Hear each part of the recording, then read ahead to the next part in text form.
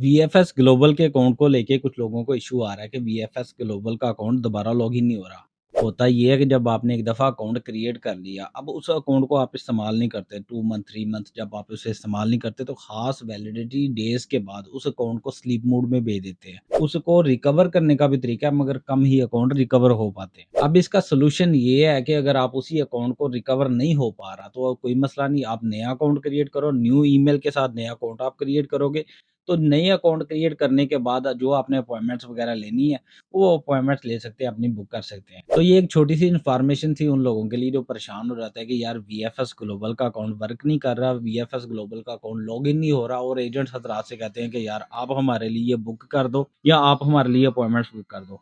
आप इस तरह अपना टाइम और वक़्त और पैसा दोनों तीनों चीज़ें बचा सकते हो। इन्फॉर्मेशन अच्छी लगी है तो मेरी वीडियो को लाइक कीजिएगा, चैनल को सब्सक्राइब कीजिएगा। अपना बहुत सारा ख्याल रखिएगा। दुआ में याद रखिएगा। अस्सलाम वालेकुम।